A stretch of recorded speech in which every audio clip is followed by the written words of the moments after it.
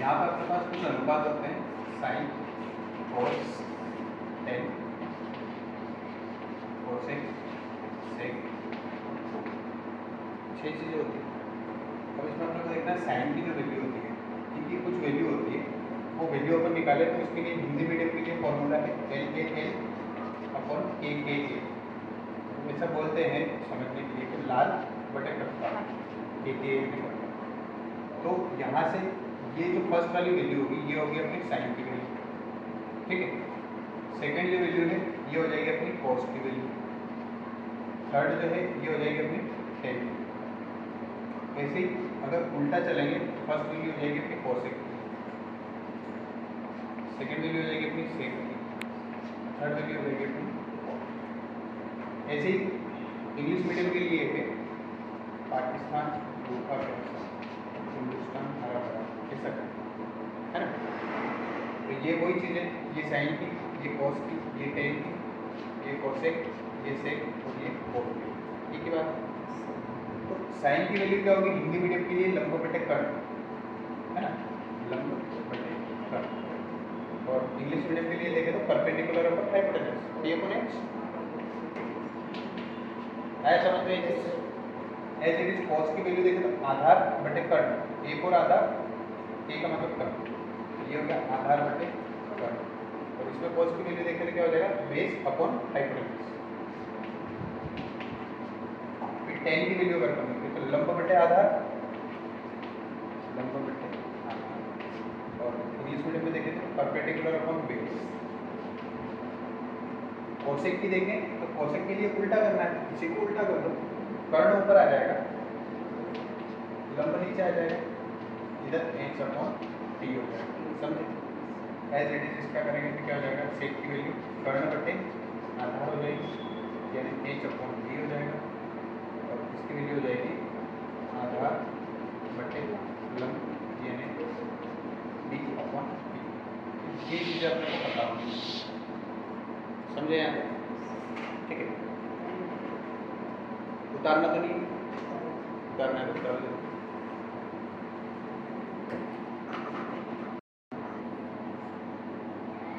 तो देखो टेबल के लिए अपन यहाँ पे देखते हैं साइन, कॉस, टेन, कोसेक, सेक, कोस, ठीक। अब यहाँ पे अपने पास वैल्यू एक तो 0 की होती है, एक होती है 30 डिग्री, एक होता है 45 डिग्री, एक 60 डिग्री और एक 90 डिग्री। इन सब की वैल्यू अपने को निकालना और सब रेशो के लिए निकालना, साइन के लिए अलग, कॉस के लिए अलग, टेन के लिए अलग, कोसेक के लिए अलग, सेक के लिए अलग और कोस के लिए अलग, ठीक है।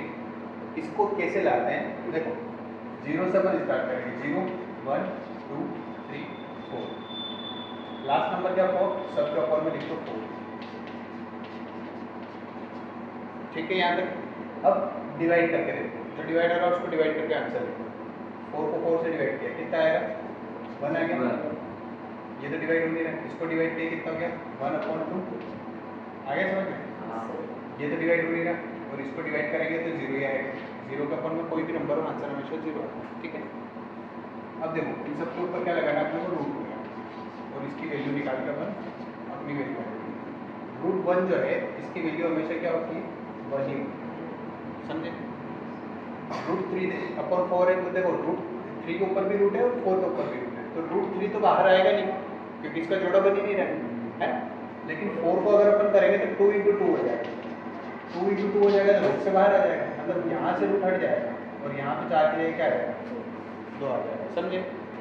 ऐसे ही यहाँ पे रूट 1 की वैल्यू तो 1 होती है तो रूट 1 का तो 1 ही रह जाएगा, और नीचे रूट 2 था तो रूट 2 में जोड़ा नहीं बन रहा है, रूट 2 का रूट 2 रहेगा, ओके।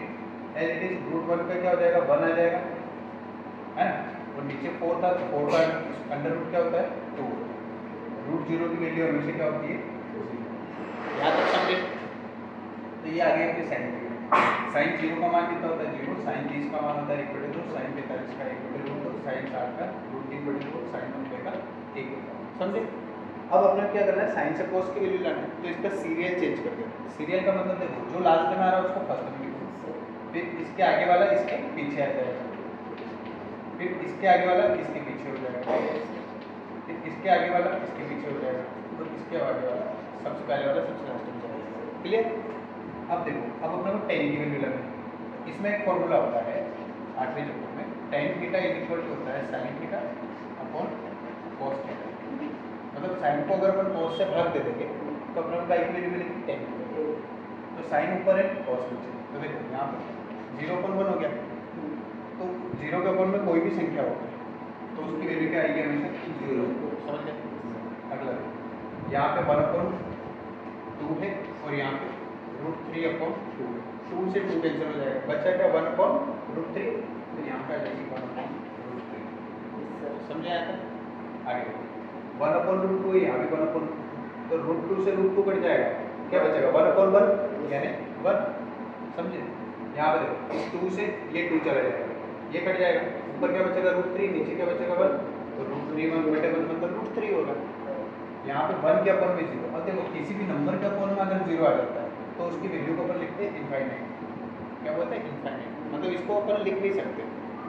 इसका मतलब ये हो रहा है कि 0 की टेबल आप कितनी बार बोलोगे तो 1 आएगा, है ना? लेकिन अपने को जहाँ तक 0 की टेबल आती है वहाँ तक तो 0 ही आ रहा है, लेकिन कहीं कभी ना कभी आगे चलते कभी ना कभी तो आएगा, लेकिन कब आएगा? तो उसको अपन शो नहीं कर सकते, लिख नहीं सकते, तो उसको अपने को इनफाइनाइट मतलब अपरिभाषित, उसको अपन परिभाषित नहीं कर सकते। जैसे मैं तुमसे बोल दूँ कि सबसे बड़ी संख्या क्या है, क्या बोलोगे तुम? 1 करोड़। 1 करोड़ 1 क्या है? उससे बड़ी संख्या होगी। तुम बोलोगे 1 अरब, 1 अरब 2, 1 अरब 3, 1 अरब 4, ये उसके आगे की गिनती होगी, है ना? तो बड़ी संख्या भी सबसे अपरिभाषित होगी। समझ गए ना? अब कोसेक की वैल्यू निकला तो लिखना है। मैंने क्या बताया था? फॉर्मूले लिखे थे, साइन का उल्टा कोसेक होता है, तो ये 0 है। 0 का उल्टा क्या हो जाएगा? इनफाइनाइट। 0 मतलब सबसे छोटी संख्या, इससे बड़ी संख्या क्या हो जाएगी? अपरिभाषित। ये 1/2 है तो इसका क्या हो जाएगा? 2/1 हो जाएगा, यानी 2 हो गया। ये 1/√2 है तो √2/1 हो जाएगा, बटे में 1 लिखने की जरूरत नहीं है, अपन में 1 नहीं लिखना। √3/2 है तो ये क्या हो जाएगा? 2/√3। और 1 का उल्टा हमेशा क्या होता है? 1। ठीक है, 1 का उल्टा 1 ही होता है। अब सेक है तो कॉस, कॉस का उल्टा हो जाएगा सेक, है ना? तो 1 का उल्टा 1, √3/2 का उल्टा 2/√3, 1/√2 का उल्टा √2, 1/2 का उल्टा 2 और 0 का उल्टा इनफाइनाइट। As it is. अब अपने को निकालना है 10 का उल्टा, कॉट हो जाएगा 0 का उल्टा इनफाइनाइट, 1/√3 का उल्टा √3/1, 1 का उल्टा 1। अब देखो ये √3 है, इसका अपॉन में क्या है? 1 है, तो √3/1 का उल्टा क्या हो जाएगा? 1/√3। समझ गए ना? और इनफाइनाइट का उल्टा क्या हो जाएगा? ये आगे अपनी 10। ये टेबल तुम्हारे 8 चैप्टर में भी काम में आएगी, 8.2 में सवाल। हाँ, ये आपने ये COT कोड। हाँ, इसके आगे ये इनफाइनाइट, इसके आगे √3 है ना, वो 1/√3 का उल्टा क्या है? इसको ऊपर ले जाएंगे, इसको नीचे ले जाएंगे, तो तो 1 नीचे आ रहा है ना, तो 1 तो लिखने की जरूरत नहीं है क्योंकि वो तो हर नंबर के नीचे है ना। फिर यहाँ पर फिर 1/1 करूँगा, फिर 0/1 करूँगा, पर वो तो जरूरी है ही नहीं लिखना। जब अपने को जरूरत होती है तब अपन में बन सकते हैं, अदरवाइज अपन। अब इसमें क्या होगा? 9 चैप्टर में तुम्हारे मेनली ये 3 वैल्यू ज़्यादातर पूछी जाती है अपने का सवाल में भी इसका यूज ज़्यादा होगा, ज़्यादा मतलब इसके अलावा भी सवाल में यूज होगा, जैसे साइन 60 का यूज होगा, तो साइन 30 का भी हो सकता है, cos का भी हो सकता है, लेकिन 10 की वैल्यू का, इन 3 वैल्यू का ज़्यादा यूज होगा। और अभी तक बोर्ड में सबसे ज़्यादा इनसे ऑब्जेक्टिव बने 10 60 की वैल्यू मैचअप पे देती है ना। हालांकि इनकी वैल्यू भी दे सकते हैं, लेकिन ये तो अपने को याद होनी ही चाहिए। ठीक है, उतारो।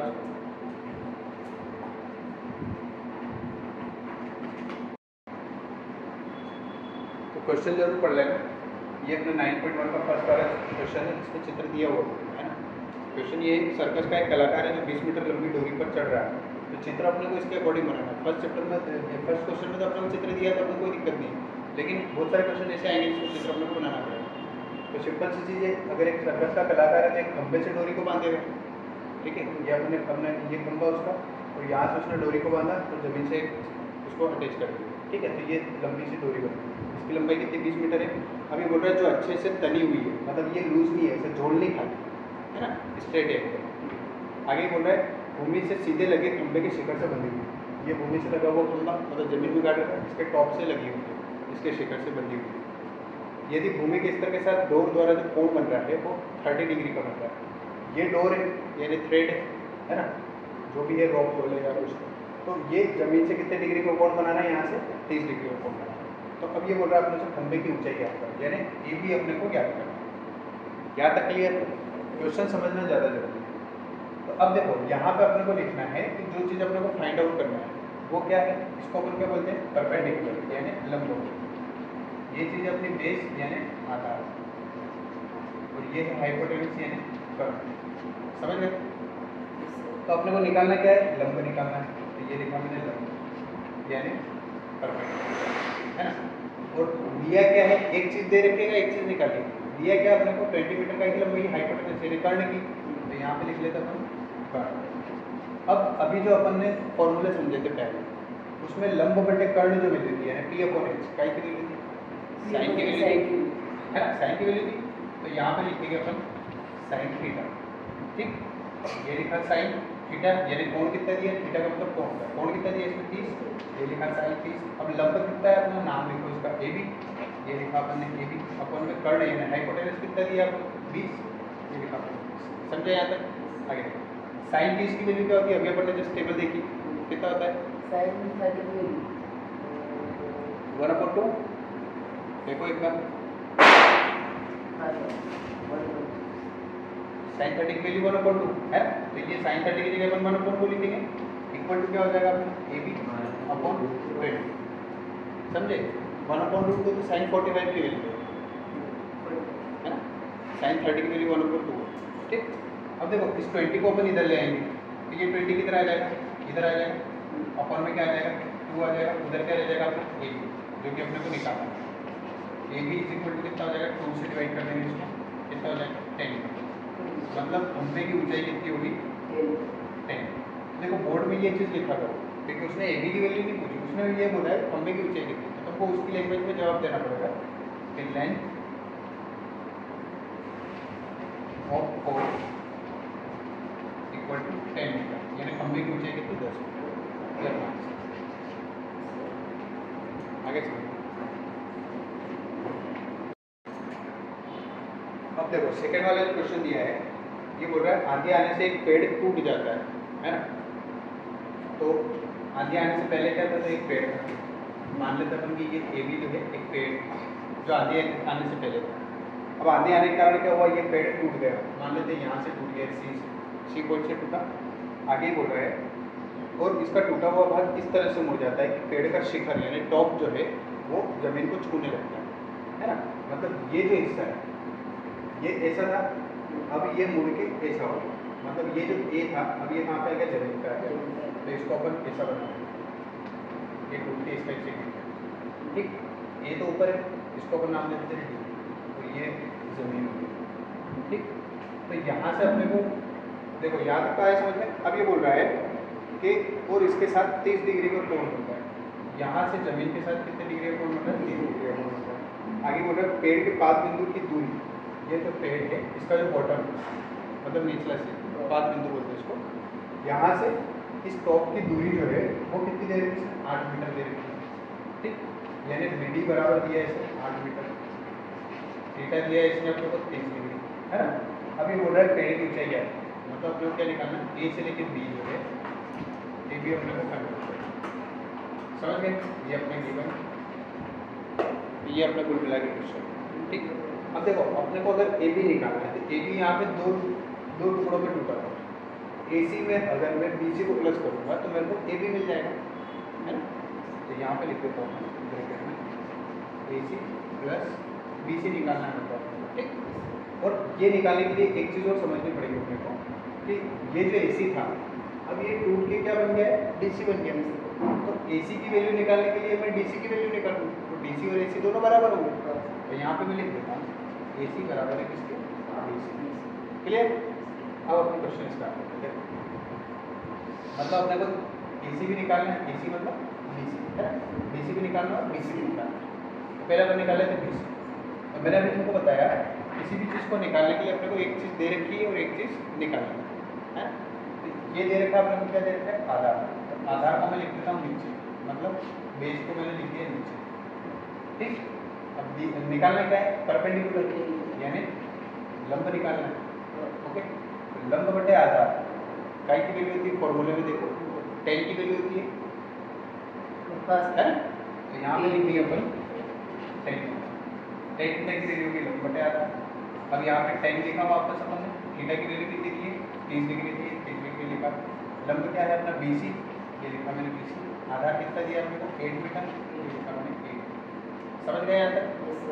tan 30 की वैल्यू क्या होती है टेबल में देखो 1/√3 होती है, होती है 1/√3 लिखा इक्वल टू BC का BC लिखा हुआ है ना, और अपॉन में 8 था 8 लिखा। अब इस 8 को मैं उधर ले चलूँगा, 8 बन जाएगा 8 हो जाएगा, 8 का गुना हो जाएगा इधर, इधर रह जाएगा √3 इक्वल टू क्या हो जाएगा 20। यहाँ तक समझे? यहाँ तक समझ में आया? ये अपनी काई की वैल्यू आ गई, BC की वैल्यू कितनी आएगी 8/√3। अब अभी अपन इसको ऐसे ही छोड़ देते हैं, ठीक। अब अपन क्या निकालेंगे DC निकालेंगे। तो DC निकालने के लिए क्या लगाना पड़ेगा, देखो थीटा लगाना पड़ेगा। तो DC यानी क्या अपना हाइपोटेनस यानी कर्ण है जो अपने को निकालना है, और दिया क्या अपने को आधार दिया है, तो कर्ण ऊपर लिखेंगे यानी हाइपोटेनस ऊपर लिखा, आधार यानी बेस अपन नीचे लिखेंगे। तो कर्ण बटे आधार काई की वैल्यू होती है सेक की वैल्यू से। तुम चाहो तो इसको कॉस भी लगा सकते हो, आधार ऊपर आ जाएगा कर्ण नीचे, ठीक है। तो यहाँ पे लगा देते हैं सेक थीटा, समझे? अब देखो ये लिखा मैंने सेक थीटा कितना 30 डिग्री है, कर्ण क्या दिया आपने DC बटे में आधार कितना है 8। सेक 30 की वैल्यू क्या होती है टेबल पे देखो 2/√3, ये लिखा आपने यहाँ पे 2/√3 इक्वल टू क्या हो जाएगा DC/8। तो इस 8 को मैं उधर ले जाऊंगा, तो DC की वैल्यू क्या रह जाएगी 8 × 16 हो जाएगा, अपॉन में क्या आ जाएगा अपना ये आ गई अपनी DC की वैल्यू, और ये आ गई अपनी क्या की BC। यहाँ तक समझे? उतार लिया, उतारना है उतारो यहाँ तक, फिर आगे करते हैं।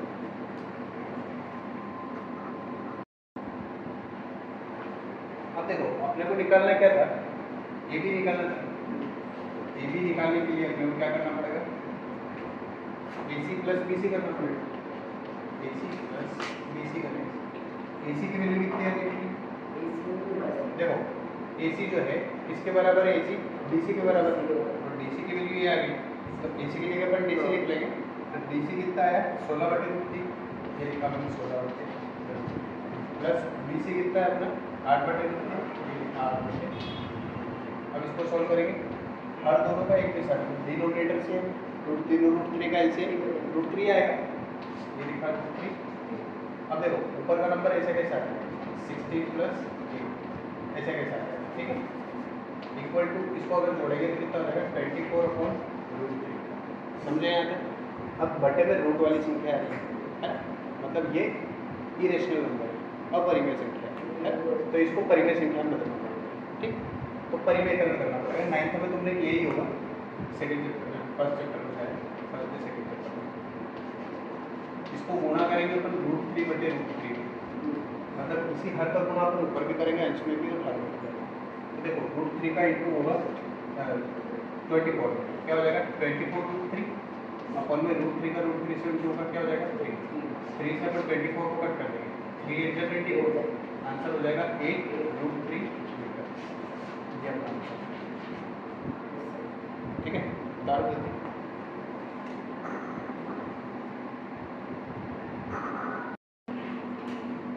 देखो क्वेश्चन नंबर तीसरा जो है, क्वेश्चन नंबर तीसरा है, एक ठेकेदार बच्चों के खेलने के लिए एक पार्क में 2 फिसल पट्टी लगाना चाहती है। 5 साल से कम उम्र के बच्चों के लिए वह एक ऐसी फिसल पट्टी लगाना चाहती है जिसका शिखर 1.5 मीटर की ऊंचाई पर। छोटे बच्चों के लिए वो 1.5 मीटर ऊंची फिसल पट्टी बनाना चाहती है 1.5 मीटर, ठीक। अब ये बोल रहा है और भूमि के साथ 30 डिग्री कोण पर झुका हुआ, मतलब ये जो ये जमीन है यहाँ से फिसल पट्टी इस टाइप की बनेगी, क्योंकि छोटे बच्चे हैं तो ढलान कम रहेगा, है। तो यहाँ पे कोण कितना बन रहा है 30 डिग्री, क्लियर। आगे ये बोल रहा है जबकि इससे अधिक उम्र के बच्चों के लिए वो 3 मीटर की ऊंचाई पर एक अधिक ढाल वाली फिसल पट्टी लगाना चाहिए। बड़े बच्चों के लिए उसकी फिसल पट्टी बनाई इस टाइप है, और इसकी ऊंचाई कितनी है 3 मीटर है। आगे बोल रहा है जो भूमि के साथ 60 डिग्री का कोण बना है, कोण कितने डिग्री का बन रहा है 60 डिग्री। प्रत्येक स्थिति में फिसल पट्टी की लंबाई, तो फिसल पट्टी ये वाली ये निकालना है, ये निकालना है। मतलब अपने क्या निकालना है, कर्ण निकालना है, ठीक है। हाइपोटेन्यूज ये तुमको निकालना है, इसको नाम देते हैं ABC, इसका नाम देते हैं PQR, ठीक है। कोई सा भी जैसे छोटा वाला ट्राइंगल लोगे तो निकालना क्या है, कर्ण, कर्ण है हाइपोटेनस, अपन में दिया क्या अपने को, लंब दिया यानी परपेंडिकुलर दिया। कर्ण बटे लंब का एक ही वैल्यू होती है, साइन का उल्टा है ना, साइन का उल्टा ही, साइन का उल्टा क्या होता है, कोसेक। अगर तुम चाहो तो साइन भी लगा सकते हो, पर उसमें P ऊपर आ जाएगा, एच नीचे आ जाएगा, है ये लगा देता हूँ मैं, कोसेक थीटा, ठीक है। इससे तुमको ये वाला भी करना है, ये वाला कर लोगे, चित्र बना लो।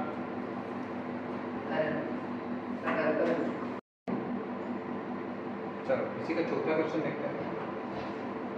चौथे में दिया है भूमि के एक बिंदु से जो मीनार के पाद बिंदु से 30 मीटर की दूरी पर, ये भूमि, ये इसका एक बिंदु और यहाँ पे एक मीनार है और ये बिंदु इसके पाद बिंदु से, इस पाद बिंदु से बॉटम से कितनी दूर है, 30 मीटर की दूरी है ना, ये और ये पॉइंट दोनों एक दूसरे से 30 मीटर दूर है। अभी बोल रहा है मीनार के शिखर का उन्नयन कोण 30 डिग्री, तो यहाँ से जो एलिवेशन एंगल बन रहा है ये कितने डिग्री का बनता है, 30 डिग्री। ये नाम दे देंगे, इसको B और इसको C नाम दिया। अब आगे बोल रहा है मीनार की ऊंचाई क्या है, मतलब अपने को क्या निकालना है, परपेंडिकुलर निकालना है। परपेंडिकुलर यानी लंब अपने को निकालना है, और दिया क्या है, आधार दिया है यानी बेस दे रखा है, तो कौन सा थीटा लगेगा, 10 थीटा। ये सवाल तो तुमको करना है होमवर्क में, नोट करो।